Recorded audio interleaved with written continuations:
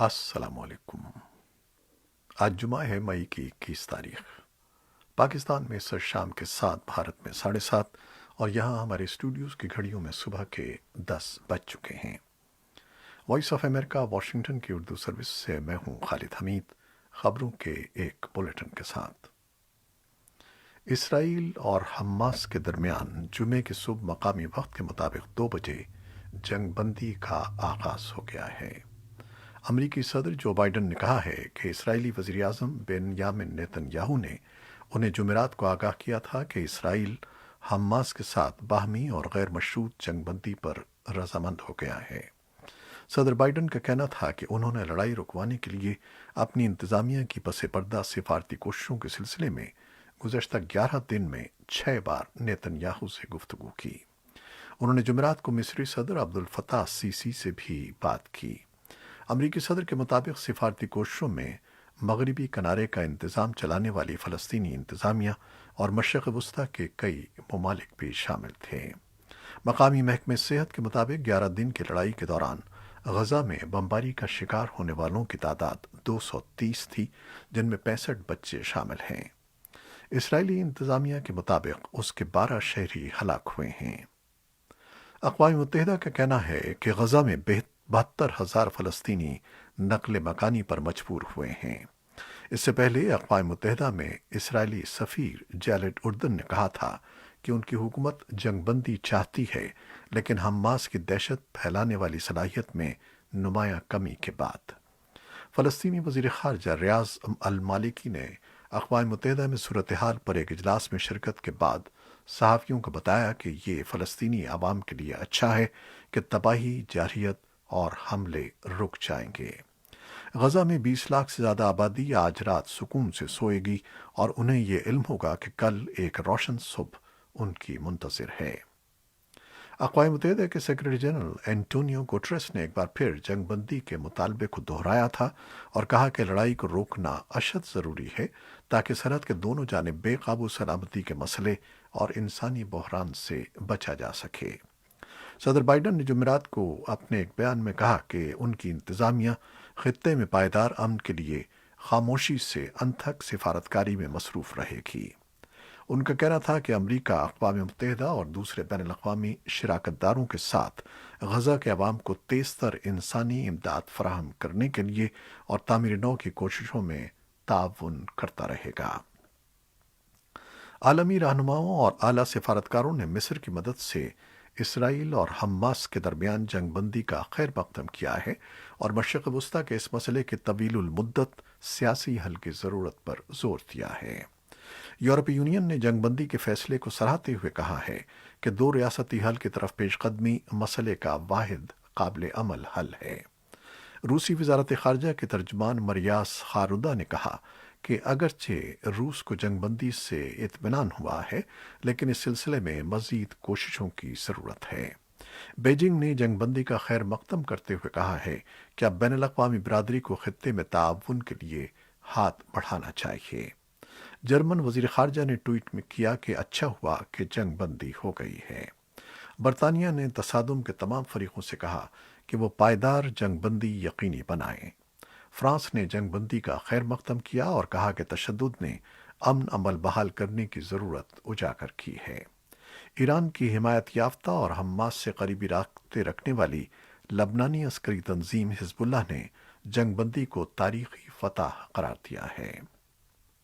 پاکستان کے وزیر خارجہ شاہ محمود قریشی نے جنرل اسمبلی کے اجلاس سے خطاب کرتے ہوئے مطالبہ کیا کہ جنرل اسمبلی کو ہر صورت ذمہ داری لینے کی ضرورت ہے اور کہا کہ اسرائیلی جارحیت کو روکنا پہلی ترجیح ہونا چاہیے۔ انہوں نے امید ظاہر کی تھی کہ سیکیورٹی کونسل اس آخری لمحے میں اسرائیلی حملوں کو بند کرنے کا مطالبہ کرے گی۔ اگر وہ ایسا کرنے میں ناکام رہتی ہے تو جنرل اسمبلی کو چاہیے کہ وہ پوری بین الاقوامی برادری کی طرف سے یہ مطالبہ کرے۔ اقوام متحدہ کی جنرل اسمبلی کے اس خصوصی اجلاس کے لیے تقریباً 1 درجن کے قریب وزرائے خارجہ نیو یارک میں تھے، جہاں اقوام متحدہ کے صدر دفتر میں فلسطین اسرائیل معاملے پر ایک اعلیٰ سطح کا اجلاس منعقد ہوا، جو 14 ماہ قبل کورونا کی وبا پھیلنے کے بعد سے عالمی ادارے کا پہلا شخصی موجودگی والا اجلاس تھا۔ پاکستانی حکام نے ان الزامات کو غلط قرار دیا ہے کہ وزیر خارجہ شاہ محمود قریشی نے جمعرات کو ایک ٹی وی انٹرویو میں اسرائیل فلسطین تصادم پر گفتگو کرتے ہوئے یہود دشمنی پر مبنی تبصرہ کیا۔ یہ تنازعہ اس وقت شروع ہوا جب شاہ محمود قریشی نے سی این این کی اینکر بیانا گولو ڈریگا سے گفتگو کرتے ہوئے کہا کہ اسرائیل اپنے تمام رابطوں کے باوجود ذرائع ابلاغ کی جنگ ہار رہا ہے۔ اینکر نے پوچھا کہ رابطوں سے ان کی مراد کیا ہے۔ جواب میں شاہ محمود قریشی نے کہا کہ وہ بے حد با اثر لوگ ہیں۔ میرا مطلب ہے کہ وہ میڈیا کو کنٹرول کرتے ہیں۔ اس پر سی این این کی اینکر نے کہا کہ میں اسے یہود دشمنی پر مبنی تبصرہ سمجھتی ہوں۔ ناقدین نے ٹوئٹر پر شاہ محمود قریشی کے تبصرے پر تنقید کی تھی، لیکن پاکستانی وزارت خارجہ نے جمعے کو ایک بیان میں اس تنقید کو مسترد کر دیا ہے۔ افغانستان کے صوبے میدان وردک کے حکام نے کہا ہے کہ افغان سیکیورٹی فورسز سے شدید لڑائی کے بعد طالبان نے ضلع جلریز پر قبضہ کر لیا ہے۔ صوبائی کونسل کے رکن شریف اللہ ہوتک نے وائس آف امریکہ کو آگاہ کیا کہ یہ ضلع 5 دن سے طالبان کے محاصرے میں تھا اور آج ان کے قبضے میں چلا گیا ہے۔ وزارت داخلہ کے ترجمان طارق آریان نے وائس آف امریکہ کو بتایا کہ افغان سیکیورٹی فورسز نے حکمت عملی کے تحت ضلع کے مرکز سے عارضی پسپائی اختیار کی ہے۔ انہوں نے جلریز میں لڑائی کے دوران ہلاکتوں کی تفصیل بیان نہیں کی۔ طالبان کے ترجمان ذبیح اللہ مجاہد نے ایک بیان میں کہا کہ جلریز پر طالبان نے قبضہ کر لیا ہے اور افغان سیکیورٹی اہلکاروں نے ہتھیار پھینک کر ان میں شمولیت اختیار کر لی ہے۔ اس صوبے میں 2 ہفتوں کے دوران یہ دوسرا ضلع ہے جس پر طالبان نے قبضہ کیا ہے۔ 2 ہفتے پہلے ضلع نرخ میں بھی طالبان کا قبضہ ہو گیا تھا۔ جلریز کا ضلع میدان شیر کے مغرب میں اور کابل کے جنوب مغرب میں 63 کلومیٹر دور واقع ہے۔ افغانستان کے ضلع لغمان میں طالبان کی بڑھتی ہوئی شدت پسندی کی کارروائیوں کو ماہرین نے تشویشناک قرار دیا ہے۔ عید الفطر کے موقع پر 3 روزہ جنگ بندی کے اختتام پر شدت پسندی کی کارروائیوں میں تیزی سے اضافہ دیکھنے میں آیا ہے۔ طالبان نے طویل محاصرے کے بعد صوبے لغمان کے مشرقی ضلع دولت شاہ پر قبضہ کر لیا ہے۔ حکومت کا کہنا ہے کہ اس نے تکنیکی وجوہات کی بنیاد پر پسپائی اختیار کی ہے، تاہم ماہرین نے ممکنہ استنبول کانفرنس سے قبل بڑھتی ہوئی کشیدگی کو تشویشناک قرار دیا ہے۔ امریکہ کے قائم مقام معاون وزیر دفاع ڈیوڈ ایف ہیلوے کا کہنا ہے کہ وہ اعتماد کے ساتھ کہہ سکتے ہیں کہ امریکہ کے خلاف حملے کے لیے عالمی دہشت گرد گروپوں کی افغانستان سے منصوبہ بندی، بھرتی، تربیت اور منظم کرنے کی صلاحیت میں خاطر خواہ کمی ہوئی ہے۔ امریکی سینٹ کی آرمڈ سروسز کمیٹی کی جمعرات کے روز ہونے والی سماعت کے دوران کمیٹی کے رکن ریپبلکن جماعت سے تعلق رکھنے والے سینیٹر جونی ارنسٹ کا جواب میں کہنا تھا کہ ایسا اس لیے ہوا ہے کہ امریکہ وہاں موجود ہے، جو افغان نیشنل ڈیفنس اور سیکیورٹی فورسز کی مدد کر رہا ہے۔ کمیٹی کے سربراہ ڈیموکریٹ جماعت کے سینیٹر جیک ریڈ نے اپنے افتتاحی بیان میں کہا کہ صدر جو بائیڈن کے انخلا سے متعلق فیصلے کو اختتام کے طور پر نہیں بلکہ ایک ٹرانزیشن یا منتقلی کے طور پر دیکھنا چاہیے، اور اس سے یہ مراد بھی نہیں ہے کہ امریکہ اپنی انسدادی دہشت گردی کے لیے کی جانے والی کوششیں ختم کر دے گا۔ عراق کے صدر برہم صالح نے عرب میڈیا کو بتایا ہے کہ ایران اور سعودی عرب کے درمیان بہتر تعلقات نہ صرف بغداد بلکہ پورے خطے کے لیے فائدہ مند ثابت ہوں گے۔ وائس آف امریکہ کے ایڈورڈ یارانیان کی رپورٹ کے مطابق عراق کے صدر صالح کا کہنا ہے کہ خطے کے ان 2 بڑے ممالک کے درمیان مصالحت کے لیے عراق اپنا کردار ادا کر رہا ہے، اور عراقی مصالحت کار پس منظر میں رہ کر ایران اور سعودی عرب کے درمیان سفارتی مصالحت کے لیے کام جاری رکھے ہوئے ہیں، تاہم اس میں کوئی پیش رفت نہیں ہو سکی ہے۔ مبصرین کا کہنا ہے کہ سعودی عرب اور ایران گزشتہ کئی برسوں سے لبنان، عراق اور یمن میں ایک دوسرے کے خلاف درپردہ جنگ لڑ رہے ہیں۔ سعودی وزیر خارجہ فیصل بن فرحان آل سعود نے اخبار نویسوں کو بتایا تھا کہ دیگر باتوں کے علاوہ سعودی عرب چاہتا ہے کہ ایران اقوام متحدہ کے سلامتی کونسل کے 5 مستقل ارکان اور جرمنی سے سن 2015 میں طے کیے گئے جوہری معاہدے کی تمام شقوں پر عمل کرے۔ ایران کے وزیر خارجہ جواد ظریف نے گزشتہ ہفتے شام کے دارالحکومت دمشق کے دورے پر صحافیوں کو بتایا تھا کہ وہ ایران اور سعودی عرب کے درمیان معمول کے تعلقات دیکھنے کے خواہاں ہیں۔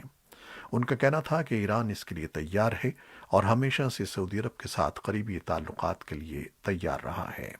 انہوں نے کہا کہ ایران کے سعودی عرب کے ساتھ کچھ روابط ہوئے ہیں اور اسے امید ہے کہ دونوں ملکوں کے درمیان بہتر تعاون کے ذریعے یہ روابط نتیجہ خیز ثابت ہوں گے۔ کوئٹہ میں ہمارے نمائندے کے مطابق بلوچستان کے چمن کے علاقے میں کم از کم 6 افراد ایک دھماکے کا شکار ہو گئے ہیں جبکہ 14 دیگر زخمی ہوئے ہیں۔ صوبائی حکومت کے ایک ترجمان لیاقت شاہواری نے بتایا کہ یہ دھماکہ جمعیت علماء اسلام کی ایک ریلی پر ہوا جو فلسطینیوں سے اظہار یکجہتی کے لیے نکالی گئی تھی۔ پاکستان میں چین کے تعاون سے جوہری توانائی سے بجلی پیدا کرنے کے ایک اور یونٹ کا افتتاح کر دیا گیا ہے۔ کراچی کے ساحل پر K2 نیوکلیئر پاور پلانٹ سے قومی گرڈ کو 1100 میگا واٹ بجلی فراہم کی جا سکے گی۔ نئے یونٹ کے بارے میں بتایا جا رہا ہے کہ یہ 3rd generation nuclear power plant حفاظت کے جدید ترین انتظامات سے آراستہ ہے۔ تاہم دوسری جانب نیوکلیئر ماہرین پاکستان میں پہلے ہی ضرورت سے زیادہ بجلی کی پیداوار کے باوجود نئے جوہری پاور پلانٹ کی تنصیب اور مؤثر حفاظتی اقدامات پر سوال اٹھاتے نظر آ رہے ہیں۔ پاکستان تحریک انصاف کے رہنما جہانگیر ترین کے نامزد گروپ نے وزیر اعلیٰ پنجاب عثمان بزدار سے ملاقات کی ہے، جس میں عثمان بزدار نے اراکین کو تحفظ دور کرنے کی یقین دہانی کرائی ہے۔ ملاقات میں ترین گروپ نے عثمان بزدار کی قیادت پر اطمینان کا اظہار کرتے ہوئے کہا کہ وہ ان کو وزیر اعلیٰ مانتے ہیں اور کبھی کوئی منفی کردار ادا نہیں کریں گے۔ واضح رہے کہ چند روز قبل ترین گروپ نے جمعے کے روز پنجاب اسمبلی میں الگ موقف اپنانے کا اعلان کیا تھا۔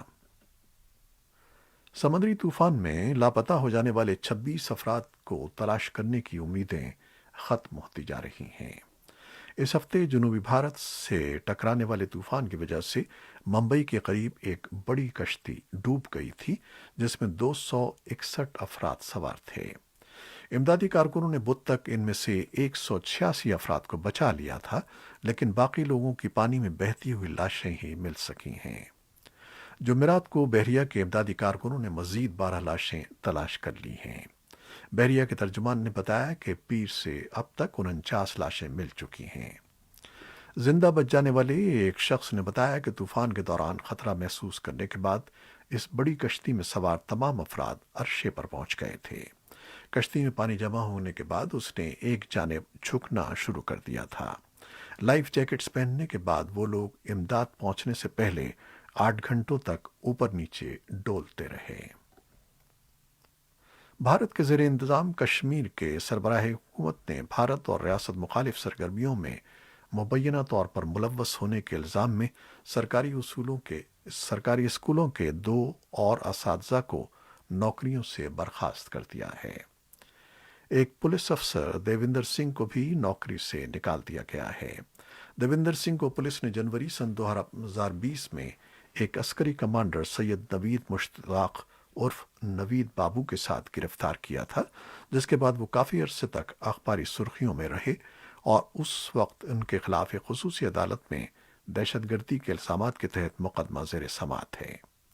بھارت کے زیر انتظام کشمیر کے لیفٹیننٹ گورنر منوج سنہا نے اس ماہ کے شروع میں ایک کالج پروفیسر، ایک اسکول ٹیچر اور ایک نائب تحصیلدار کو بھی یہ کہہ کر نوکریوں سے برطرف کیا تھا کہ ان کی سرگرمیاں کچھ اس طرح کی رہی ہیں کہ ان کا سرکاری ملازمت میں بنے رہنا ریاست کی سیکیورٹی کے مفاد کے منافی ہوگا۔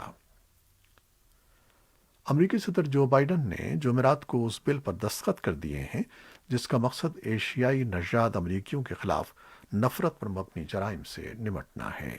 یہ قانون سازی کورونا وائرس کی وبا کے دوران امریکہ میں ایشیائی امریکیوں پر حملے بڑھنے کے بعد کی گئی ہے۔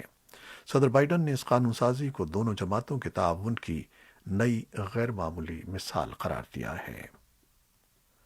امریکی وزیر خارجہ اینٹنی بلنکن نے قطب شمالی کے خطے میں روس کی فوج بڑھنے پر تشویش ظاہر کی ہے۔ انہوں نے اس تشویش کا اظہار جمعرات کو آئس لینڈ کے دارالحکومت ریکیاوک میں قطب شمالی کی کونسل کے اجلاس میں کیا۔ ماسکو کے وزیر خارجہ سرگئی لیوروف نے سوال اٹھایا کہ اس علاقے میں نیٹو کی جانب سے بمبار جہاز اور آبدوزیں تعینات کرنے کا کیا مقصد ہے۔ روس خطے کے ملکوں پر دباؤ ڈال رہا ہے کہ وہ علاقے میں کشیدگی بڑھنے کے پیش نظر اعلی سطح کے فوجی حکام کا اجلاس بحال کرے، لیکن امریکہ نے اس کی مخالفت کی ہے۔ امریکہ اور روس کے وزرائے خارجہ نے آئس لینڈ کے دارالحکومت ریکیاوک میں ہونے والے آرکٹک کونسل وزارتی اجلاس کے موقع پر پہلی بالمشافہ ملاقات کی ہے۔ یہ تھیں وہ خبریں جو فیس بک لائیو پر ہم نے آپ کے لیے پیش کی۔ ہماری ویب سائٹ اور یوٹیوب پر یہ بلیٹن پوسٹ کر دیا جاتا ہے، جسے آپ بعد میں بھی دیکھ سکتے ہیں۔ ہماری اس بلیٹن کو شیئر کرنا نہ بھولیے گا۔ خالد حمید کو اب اجازت دیجیے۔ اللہ حافظ۔